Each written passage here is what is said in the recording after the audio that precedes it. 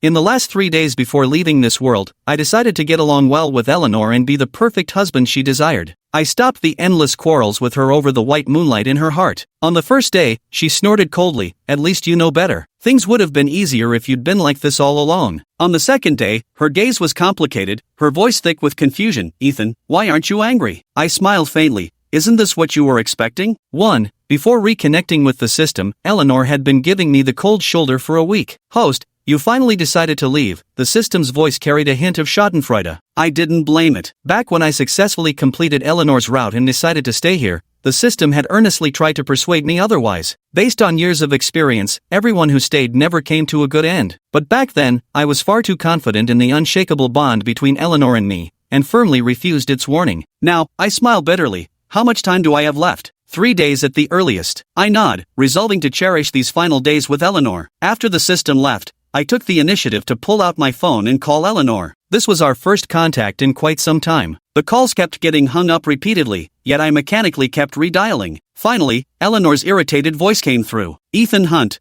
are you ever going to stop?" A slight pause, and my already disappointed heart stings once more. I deliberately ignored the emotion in her tone and asked, "Nora, are you coming back for dinner tonight?" After a long silence, she scoffed. "I can come back, but Ethan Hunt, you'll have to swallow your ridiculous pride and apologize to Parker first." A week ago, Eleanor helped Parker Rhodes, her longtime crush, celebrate his birthday. Parker posted photos on Instagram. "With you here, I'll never envy anyone else." In the photo, Parker had his hands clasped in prayer, surrounded by various designer gifts, with Eleanor standing right behind him. In the warm yellow candlelight, they smiled so happily. Below, mutual friends cheered, "Perfect match," to which Parker replied with a shoe emoji. I also gave it a like and commented, "So jealous you have my wife by your side." A few minutes later, that post was deleted. Eleanor's phone call followed immediately, as she angrily scolded, "Ethan Hunt, are you crazy? It's Parker's birthday today, are you deliberately trying to ruin his day?" Parker said softly, "Nora, don't blame Ethan. It's all my fault for posting online showing off that you were celebrating my birthday with me." Eleanor comforted him gently, "It's not related to you. He's just competing with me and deliberately taking his anger out on you." Her tone turned cold and firm. "But he's overestimating himself. Nothing is more important than your birthday." Word by word, it felt like death by 1,000 cuts. I clenched my fists in anger and sneered, "Right. A birthday for someone's cherished white moonlight is clearly more important than a wedding anniversary with one's own husband." Eleanor's breath caught in her throat. Lowering her voice, she asked, "Is today our wedding anniversary?" But before I could answer, Parker's voice came through the receiver again. "Ethan, I'm sorry. It's all my fault. I'll come apologize to you in person right now." The little guilt Eleanor had seemed to vanish in an instant. She comforted Parker while continuing to scold me. "It's just a wedding anniversary, you can celebrate any year. But this is Parker's first birthday since returning home. Can't you be more generous, Ethan?" I enunciated each word clearly when telling her I couldn't, then hung up. Fierce affection and emotional stability can never coexist. Unfortunately, Eleanor never understood this. On the ice cream cake, the 2 kissing figurines gradually melted, staining the 7-year wedding anniversary inscription. I picked up the cake and threw it into the trash. My phone buzzed with a new message notification. I tapped it open, another provocation from Parker sent via his anonymous account. "Ethan Hunt, I told you long ago, when it comes to choosing between two, Nora will always pick me. Believe it now?" A few hours ago, I didn't believe it, but now, it's become reality. Eleanor didn't come back all night. When I woke up again, she was eating breakfast in the dining room. When she saw me, she gave me an icy look and said, "Come with me to the company later. You need to apologize to Parker. Because of one of your comments, he blamed himself all night and couldn't sleep." I scoffed. "I'm not going. I've never heard of a world where the original partner has to apologize to the third party. Ethan Hunt, how can you say such horrible things?" She slammed the table. "Parker is just my assistant. His family has fallen on hard times, and he has no one to rely on. Don't you have even a shred of sympathy?" The corner of my mouth curled mockingly as I looked at her. "An assistant who gets to sleep in your bed?" Eleanor's expression changed as she casually threw the bowl to the ground. With a clattering sound, shards scattered everywhere. I simply stared at her. Disappointment piled up layer by layer in my heart. How did Eleanor turn into this person she is today? Eleanor spat out bitterly, "Since you insist on having your own way, let's take some time apart." She slammed the door and left, not returning for an entire week. My heart ached so much I couldn't sleep night after night. Yet during this time, Parker's private account never stopped updating. On a business trip to Bali with the boss. How did the boss know I love cake? I thought she'd say guys who like sweets are too girly. The boss looks amazing in a bikini. I didn't argue or make a scene, just silently saved these screenshots. A rotten person should be thrown away in time. This morning, Parker's post told me they've returned from Bali. Eleanor's voice continued through the receiver, Ethan Hunt, can you hear me speaking? Coming back to my senses, I replied, okay. The previously noisy background suddenly fell silent. After a few seconds, Eleanor asked again, what did you say? I forced a smile. I said I agree to go apologize to Parker Rhodes. In these last 3 days, I'll fulfill every one of your demands. Then I'll leave you forever too. I followed the location Eleanor sent me to. The lively private room buzzed with chatter the moment I appeared at the doorway. Someone spoke up. Ethan's here, came the teasing voice, brimming with anticipation. Ever since Parker returned, Eleanor and I had been bickering every few days, minor quarrels on the 3rd day, major arguments by the 5th, something all our friends in the circle knew about. I scanned the room until my eyes settled on Eleanor, seated right in the middle of the sofa. Our gazes met, revealing neither joy nor anger. Parker sat beside her. Ethan, heard you came to apologize to Parker, someone teased. Eleanor's close girlfriends were experts at trimming their sails to the wind. Back when Eleanor loved me, they'd call me Ethan sweetly and never dared to joke with me. Now that Parker's back, anyone with eyes could see where he stood in Eleanor's heart. To me, there was added much disdain. I stepped forward, my gaze sweeping over the wine-filled glasses on the table, and lightly picked one up. To show my sincerity, I'll finish this drink as an apology to Mr. Rhodes. Eleanor tilted her head and simply watched me in silence. The people around us had eager eyes, clearly enjoying the spectacle. Ethan, what are you doing? Parker suddenly stood up and snatched the glass from my hand. You're right to scold me, Ethan. You don't need to apologize to me. But his expression told a different story. It looked as if I'd coerced him into this. A flicker of heartache passed through Eleanor's eyes as she stood up and motioned for him to sit back down. If he misunderstood you, then he should apologize. I'm here now, you don't need to hold anything back. Parker glanced gratefully at Eleanor and then turned to me after a few seconds. Then Ethan will have this one drink, and all our misunderstandings will be cleared up afterward. He chuckled as he handed me the wine glass. Ethan, surely you're not still mad, are you? I looked at Eleanor, smiled faintly, and impassively took the glass. Of course not. I raised my glass. Let everyone present bear witness. It was my misunderstanding of the relationship between Nora and Mr. Rhodes that caused his displeasure. This drink today is my self-imposed penalty and apology to Mr. Rhodes. After speaking, I swept my gaze across everyone present. They all froze in surprise. Someone whispered, no way, is this really the same Ethan Hunt who never backs down? Even Eleanor in the center froze momentarily, ignoring the momentary astonishment flashing through her eyes. I raised a glass and downed the entire drink. I'm allergic to alcohol. Others might not know, but Eleanor does. After finishing a glass of alcohol, my body felt like a piece of driftwood floating on raging currents. Someone held onto me. Ethan, stop drinking. Her face blurred in and out of focus, and it took me great effort to recognize her. Eleanor's best friend, Hannah. Earlier in the entire room, it seemed she was the only one who didn't join in the clamor. Thanks, I whispered to her. Then, I tried to raise my head to ask Eleanor, is this apology enough? I saw Parker quickly shoot a glance at the others. Then someone immediately started jeering loudly, Ethan's quite the drinker. But if you really want to show sincerity in your apology, one glass isn't enough, is it? Maliciously pushing an entire bottle of red wine toward me. Then turning back to look at Eleanor, Nora, don't you agree? Eleanor frowned and was about to speak when Parker's voice rang out again. Don't say that. Ethan has stooped to apologize to someone like me, a homeless man. It truly is my honor. As long as Ethan doesn't storm into the office to humiliate and assault me in the future, interfering with the company's work, I'll be thanking my lucky stars. Eleanor stared at him in disbelief. He stormed into the office to humiliate and assault you? When? Her voice rose sharply, and the entire private room fell silent. On my first day as your assistant, Parker replied. Anger flared in Eleanor's eyes as she looked up at me. I admitted frankly, that's right, I did go there that day. Before this, Parker had already caused countless arguments between Eleanor and me. In the dead of night, Parker demanded her company to the hospital for his stomachache. Parker bought clothes and wanted to send pictures to ask her which one looked best. We argued, we fought. Eleanor, can't you care just a little more about my feelings? I love you. I can't help but mind that you're getting so close to another man. It hurts me too. You know full well that you're the most important person in the world to me. She promised me she'd keep her distance from Parker from now on. But just a few days later, I received a private message from Parker. Ethan, what's the point of you blocking me? As long as I say a few words, doesn't Nora still agree to have me as her assistant? I thought he was deliberately fabricating facts to sow discord between us. I believed Eleanor wouldn't lie to me, but still came to her office quietly with a trace of unease. Then, I spotted Parker sitting in the assistant's office. He propped himself up proudly and showed off, Ethan, look at my watch, a welcome gift from Nora. That smug look of his turned my stomach. I threw a punch at him. Parker Rhodes, picking up others' discarded trash, doesn't that make you sick? At that moment, he rubbed his face and looked at me with a frivolous smile. Ethan, are you scared because you feel you're about to lose Nora? Now,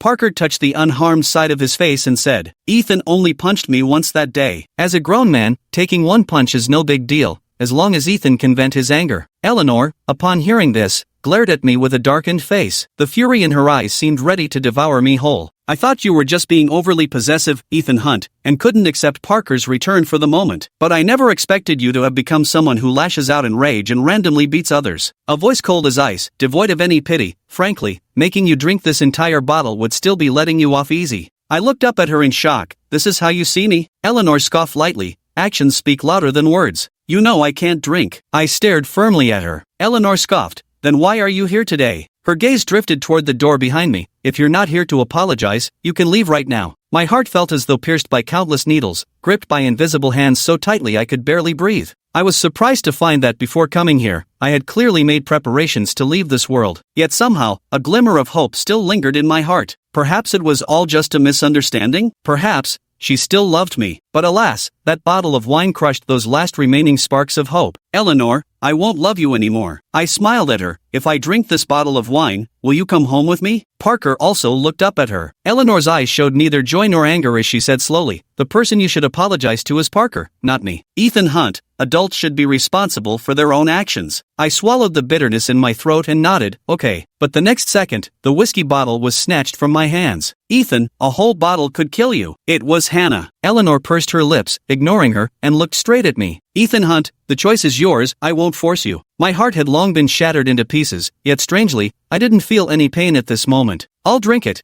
I said as I took the bottle from Hannah. After whispering my thanks to her again, I pressed my lips to the mouth of the bottle and gulped down large mouthfuls. In my dazed state, I seemed to see Eleanor pushing through the crowd, walking toward me. The bottle was snatched from my hand, and my body slumped heavily to the ground. "Eleanor, this damn wine is so bitter." In my dream, it feels like I've returned to 7 years ago. I had just transmigrated into this world. Back then, Eleanor was repressed, miserable, and hated everyone. She was an illegitimate child, only brought back to the Vance family after her mother died. The system reminded me of the plot. When Eleanor first returned to the Vance family as a child, she wasn't liked by those rich kids and was often bullied. That time, when a group of wealthy children sprayed water at her again, Parker in his little suit stood up for her. It became a cherished beauty in Eleanor's memory. But what she didn't know was that Parker was only showing such bravery and kindness to impress the heroine not far away. Eleanor was just a tool in the scenario. When I transmigrated over, Eleanor had already begun to show her prominence in the Vance family. But with her cold-blooded temperament and ruthless business tactics, she never earned the favor of the Vance family patriarch. As the youngest son of the Hunter family who had just returned from abroad, I attended a blind date with her as part of our family's longtime friendship. At first, Eleanor held no affection for me. A whole month passed with zero progress in winning her over. Until one day, when I attended a landmark construction negotiation on behalf of my father, with Eleanor also present at the meeting. At the dinner table, a big shot deliberately made things difficult for me by demanding that I propose a toast to each person present one by one. After just one sip, my body started itching, and red rashes gradually appeared. As I raised the second cup to my lips, someone reached out and stopped me. It was Eleanor. She took the glass from my hand and smiled faintly at the crowd. The Vance and Hunter families have been close friends for generations. "I'll drink the remaining glasses on Ethan's behalf." Amidst the clinking of glasses and the lively conversation, she deftly steered the topic away from me while tilting her head to whisper in my ear, "If you're allergic to alcohol, I suggest you slip away now to take your medicine. I'll cover for you." I froze momentarily, lifting my gaze, but she had already melded seamlessly back into the group's chatter, her eyes sparkling. Composed and effortlessly poised, in that instant, I knew with absolute clarity that I was smitten. I began deliberately appearing by her side more frequently, slowly melting away her defensive thorns and bridging the gap between her and the Vance family patriarch. Then I leveraged the Hunter family's connections to help her secure deal after deal, boosting her influence within the Vance group. Our shared endeavors took us across the globe. During negotiations in Southeast Asia, we got caught in crossfire between local factions, trapped for 3 days and nights. Just as we were about to emerge from that rainforest, we encountered armed bandits. I shielded her with my body, and the bullet struck my left chest. At the critical moment, the backup we had arranged arrived just in time, rescuing us from a group of desperados. Inside the ambulance transferring me to the hospital, Eleanor wept till her eyes turned red, her large teardrops falling onto me. Shivering all over, she asked why I had to be so foolish, begging me to hold on. She said, "We haven't even had our wedding yet. You're not officially my husband. You can't die." At that moment, I truly thought I was going to die right there. Reaching out to touch Eleanor's face, I forced a smile. "Don't cry, Nora. I came into this world for you in the first place. Just then, the system notified me, host, affection progress has reached 100%. Congratulations on your successful conquest. Fortunately, the bullet didn't hit any vital spots, and I survived. After 3 months of recovery, I married Eleanor with a grand wedding that sent shockwaves across the world. During countless late-night passionate embraces after our marriage, she repeatedly told me she loved me. By then, Parker had long since married the female lead overseas. I thought there would be no further complications in Eleanor's and my world. In my drowsy state, I felt someone undressing me. I pushed her away forcefully. Don't touch me. The person froze mid-motion between my garments, their fingers resting precisely on the scar from the gunshot wound. The old wound had long healed over, new flesh growing in its place. Yet that moment remains forever frozen upon me. The person seemed to stay forever dazed. She coaxed softly, "Don't fuss, change your clothes and take a bath first." She kept nagging on, but I couldn't make out the words, so I covered her mouth. "So noisy," I said, then suddenly felt overwhelmed by sadness and gave a bitter laugh. The man asked me what I was laughing about. I said, "My wife has fallen for someone else. I love her dearly, but she doesn't love me anymore." The man seemed stunned. Later, I don't know what happened, I just fell into a deep sleep. When I woke up again, daylight was already streaming in. The sunlight filtered through the sheer curtains. Shadows and light danced across the bedroom. The system's voice rang out, "Host, you're leaving tomorrow. Do you have any regrets left?" He warned, "Eleanor is right outside." The instant the system voice faded, Eleanor appeared at the doorway holding a glass of honey water. She spoke softly, her expression slightly awkward as she looked at me. "Ethan, you're awake."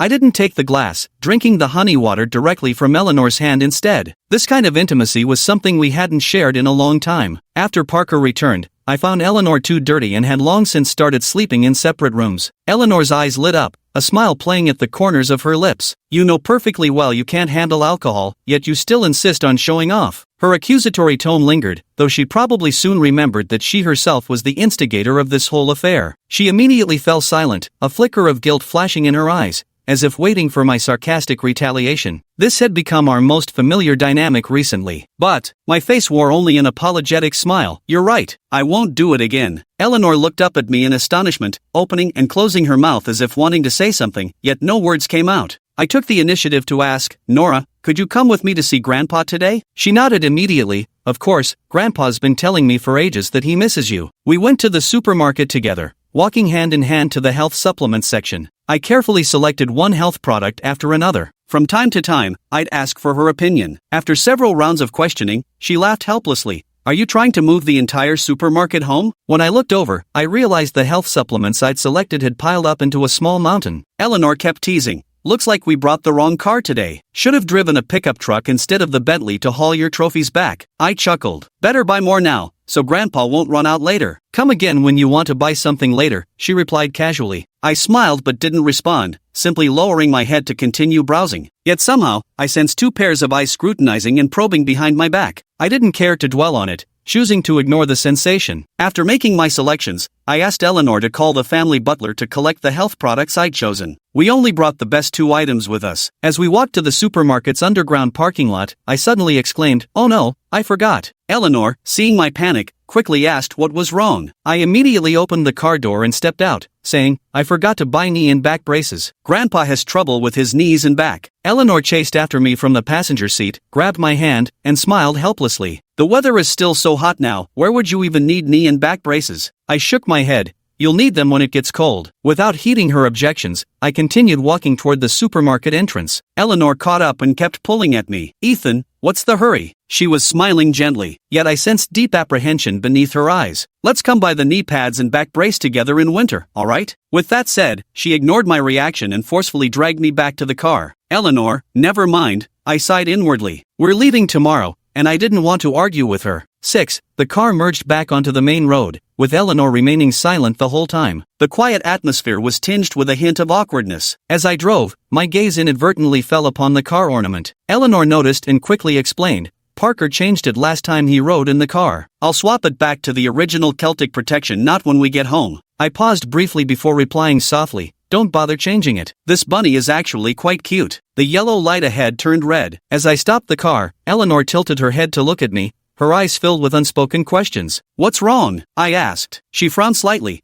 Aren't you angry? Before, whenever Parker's stuff appeared around me, you would get mad. I chuckled, so that was why. If I no longer cared, why would I be angry? It was my fault before, I said calmly, staring at the license plate of the car ahead. Parker Rhodes shared a childhood friendship with you. Now that he's divorced, returned to the country, and lost everything at home, I should extend him more sympathy and concern. I shouldn't have made such a fuss over trivial matters before, I sighed softly. Eleanor's frown deepened. But that Celtic protection knot was something you traveled so far to obtain. Doesn't it bother you at all? The traffic light ahead turned green. Without responding, I started the car again. Yet my heart kept questioning me. Does it bother me? My mind drifted back to that day when I visited that remote monastery. By then, Eleanor had firmly taken control of the Vance Group. Yet many on the board resented her. Why should a woman wield such power? Why should they be pressed beneath a woman's thumb? Assassination attempts surfaced periodically like clockwork. Fearful she might be harmed, I made a special trip to that remote monastery. Step by step, kneeling and bowing, I fervently prayed in my heart for the gods to bless Eleanor with safety every day. That Celtic knot car ornament was also one I sought and had blessed during that time. It symbolizes eternal protection and blessings, representing the fulfillment of fortune and wisdom, turning misfortune into good luck. The entire journey spanned over 1,000 steps, leaving my knees and forehead worn and bruised. After I returned with the token I had begged for, Eleanor finally found out. She tenderly applied an ice pack for me and kissed the corner of my lips. She carefully took the Celtic guardian knot and said, "As long as the token exists, so shall the person. If the token is destroyed, so shall the person perish." Now, the Celtic guardian knot is nowhere to be found, and I won't press any further. The Eleanor I truly loved was always that passionate, wonderful Eleanor from before. Not this drifting, indecisive Eleanor who lets Parker provoke me. "Ethan," she called my name, but it was interrupted by a phone ringing. "Parker." Eleanor hesitated, but I smiled and motioned for her to answer. Before she could react, I casually connected to her car's Bluetooth. "Nora," Parker's voice came through. Eleanor glanced at me uncomfortably. "What's wrong, Parker?" "Nora, I've got a nail stuck in my foot. I can't stand up right now. Can you take me to the hospital?" As he spoke, he adjusted the camera angle. In the video, there was indeed a protruding nail under Parker's foot, though it wasn't deeply embedded. I couldn't help but chuckle. He'd resort to such tactics just to get Eleanor's attention. Hearing my laugh,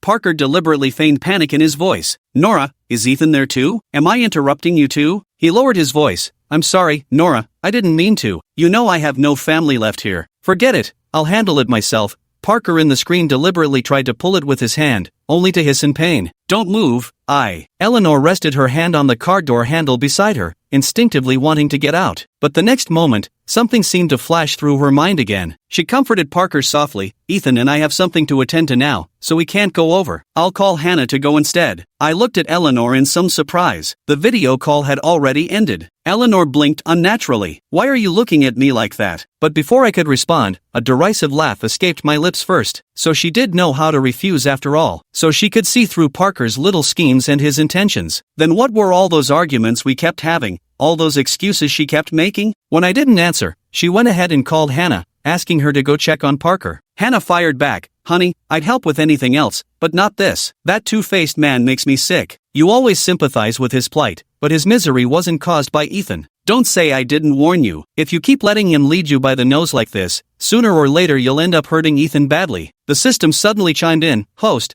this Hannah is quite a spirited woman." I was startled by its sudden sound and nearly rear-ended the car in front of me. It was Eleanor beside me who steadied the steering wheel in time, preventing me from crashing. I instinctively expressed my thanks, to which she froze briefly before responding. "Ethan, we're husband and wife. No need to be so formal." I snapped back to attention and said, "I should focus on driving now." Just as we were approaching the Vance family estate, Eleanor's phone rang again. "It's Parker again." Eleanor flashed impatience and answered. "What now?" Perhaps this kind of indifferent tone felt unfamiliar to Parker. He paused for a few seconds. "Nora, are you really not going to take care of me?" 8. The family estate was coming into view. Eleanor wore a troubled expression. I smiled at her. "Let's go see Parker first. He's injured and needs company." She looked at me with sadness. "You need company too." "Nora!" Parker suddenly raised his voice. "You promised me when we were kids that you'd always be there for me whenever I needed you. Have you forgotten?" Eleanor froze, instinctively looking at me. I chuckled lightly and said nonchalantly, "Anyway, we're not far from Grandpa's place now. You drive there, and I'll take a cab." Eleanor wanted to say something more, but my attitude was resolute. She had agreed to Parker's request, yet insisted on returning to the estate with me first. At the estate gate, she paused again. "Ethan, maybe you should go see Grandpa first." "I'll be right back." I watched her climb into the driver's seat and immediately start the car without delay. The silhouette of the car gradually diminished in my vision and finally vanished. Goodbye, Eleanor. My phone has vibration alerts. Opening it, it was a private message from Parker. Ethan Hunt, you thought you could keep Nora with that old man? You still lost. I typed calmly. Are you sure? Today's itinerary with Eleanor was something I deliberately leaked to Parker. He would call along the way, just as I had expected. Though I've lost count of how many times this scene is played out,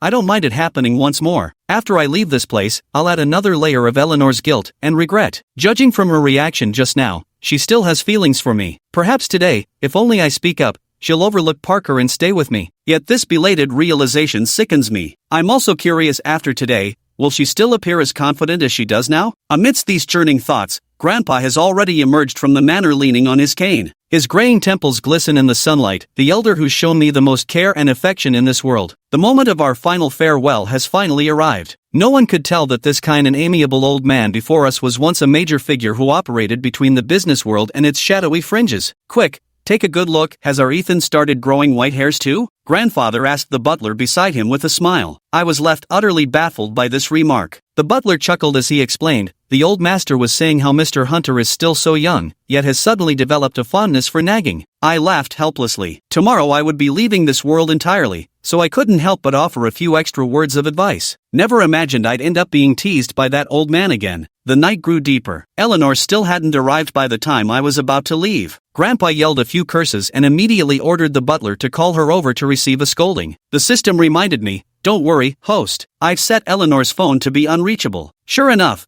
the butler shook his head helplessly. Grandpa grew even more furious. Send someone to find out immediately. What is she doing? Seeing his anger, I quickly went to pat his back and soothe his temper. He glanced at me and asked with concern, how long has she been neglecting you like this? I forced a bitter smile and shook my head. No, Grandpa, Nora was just too busy today. You're still speaking up for her. Grandpa grew even angrier. I knew the more I pretended to be magnanimous now, the harsher the punishment Eleanor and even Parker would face tomorrow. After all, everyone in the Vance family knew old man Vance favored me far more than Eleanor. After helping Grandpa back to his room, the system explained, host, Eleanor didn't intentionally miss the visit. I gave her a flat tire. It paused before adding, 3 flat tires, actually. I declined Grandpa's offer to arrange my ride home. Nora will be here soon. Please reassure Grandpa. Then I slowly walked out of the Manor Villa area by myself. According to the plan between me and the system, shortly after leaving the estate, I would be intercepted and killed by robbers. The moment the snow-white blade pierced my abdomen, the system separated my consciousness from my body. Bright red blood dripped down the knife, staining large patches of the asphalt road into darker hues. Luckily, I didn't feel any pain. The system controlled my phone, dialing Eleanor for my final call. She couldn't answer. Later, during many late nights, she would dwell on the thought that she left me for Parker. It was also her who didn't answer my final desperate call,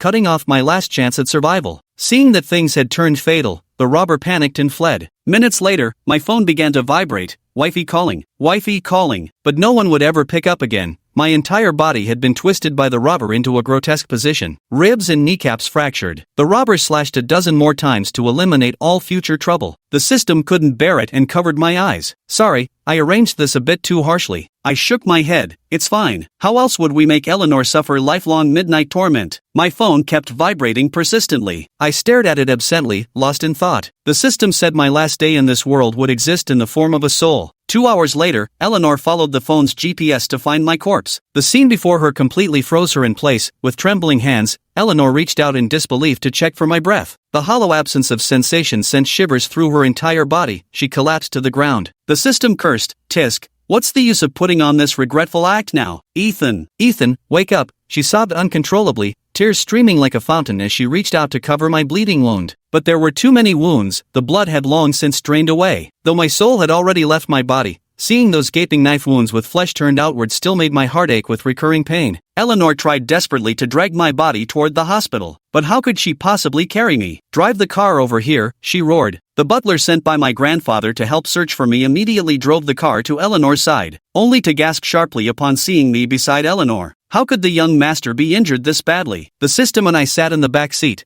watching as Eleanor floored the accelerator and ran through over a dozen red lights. The butler fearfully kept urging her to slow down and be careful. Eleanor scolded him into silence. On our way to the hospital, all the specialists from the Vance family's private hospital were summoned back. She placed me on the hospital bed, her eyes bloodshot as she warned the medical team, "This is my husband. I don't care what methods you use, you must bring him back to life." The team of specialists, whose average age exceeded 40, took turns examining my already lifeless body before shaking their heads in resignation. With heavy hearts, they advised Eleanor, "Miss Vance, perhaps it would be better to find a good mortician, to let the gentleman depart with dignity." "What did you say?" Eleanor's eyes were red and swollen with disbelief. "You didn't even attempt resuscitation. What gives you the right to declare him dead? If Ethan can't live, I'll make sure all of you pay with your lives." Under the weight of her influence, the panel of experts had no choice but to send me back to the ICU, going through the motions of futile efforts. "The system covers its ears. Host, she's absolutely bonkers." I was amused, but my laughter was cut short by a sudden exclamation. Grandpa had arrived upon hearing the news. His stooped frame trembled uncontrollably as he forcefully struck the ground with his cane. "You damn kid, how could you make this old man bury his own grandson?" My eyes stung with tears as I whispered an apology. "I'm sorry, Grandpa. I broke my promise to visit you." The next second, his cane that had been tapping the ground was violently flung at Eleanor. "This is all your fault," Grandpa roared, pointing an accusing finger at Eleanor. "I just found out you've been spending all your time with that Rotus boy lately. Ethan has been covering for you despite how heartbroken he is." Trembling with rage, he stepped closer and slapped her face. "How could you do this to Ethan? Have you forgotten? He's not just your husband, he's the man who saved your life." A few words left the septuagenarian nearly breathless. The experts present, seeing his condition, hastily performed emergency procedures on Grandpa.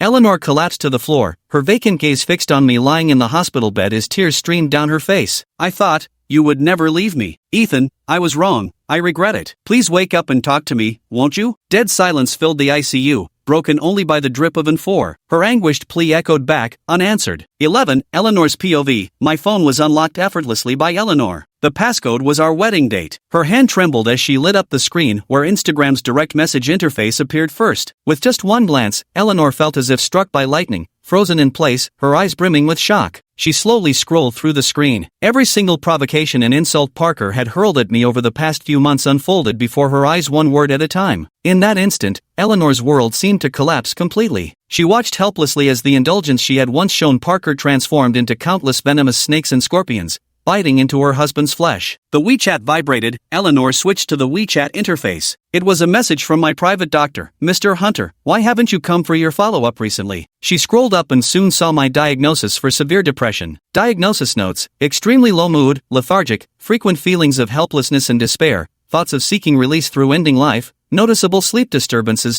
Eleanor looked at the diagnosis time and found it vaguely familiar. Suddenly she remembered that was the day Parker joined Vance Group as her assistant. The doctor asked, "Why do you feel this way?" Ethan Hunt replied, "My wife's first love came back. She keeps abandoning me for him and arguing with me. She never used to be like this." Several minutes passed before Ethan Hunt replied again, "I think she doesn't love me anymore." Eleanor slowly closed her eyes. A teardrop fell, soaking into the fabric over her chest. Her lips trembled open and closed, the words poised on her tongue seeming to grow unbearably heavy, bitterness spreading through her mouth. After a long silence, her voice finally emerged, fragile but clear. Ethan, I'm sorry, I do love you. I'm sorry for making you endure so much wrong." Tears streamed from my eyes as well. My soul gradually grew faint. I locked eyes with the system, confirming in its gaze that this was my final moment in this world. Taken completely by surprise, I was astonished to find Eleanor's eyes meeting mine. "Ethan." She frantically reached out into the air, trying to pull me back from leaving. I gave a bitter smile. "Eleanor, I have no last words for you,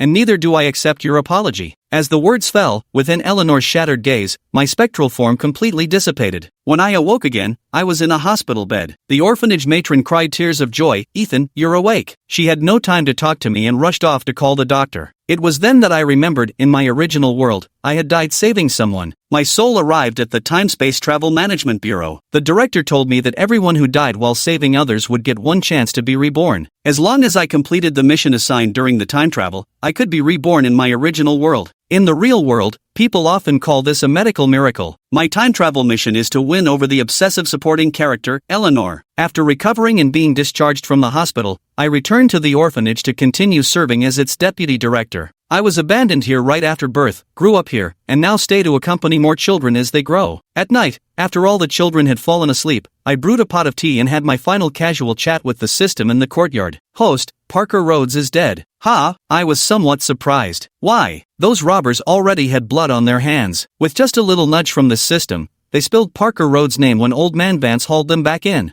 I raised my thumb in admiration. but the system still didn't think it was thorough enough. He died worse than you. You know, old man Vance had underworld connections. He liked you so much that he did it himself. He didn't finish, just made a throat-slitting gesture. But I could imagine just how brutal the old man's methods must have been. And Eleanor, after you left, old man Vance beat her half to death too. She gave up on herself, falling down drunk at your grave every day. Won't be long before alcohol poisoning finishes her off. I clicked my tongue in regret inside. What a pity. The Vance family fortune has no one left to inherit it. The system gave a sly grin. A stack of bank cards appeared before me. After Eleanor's death, the Vance family fortune will be transferred into these cards by the Time-Space Travel Management Bureau. Host, are you ready to become filthy rich? On a quiet summer night, my exclamation rang out. Ready, set, go. The end.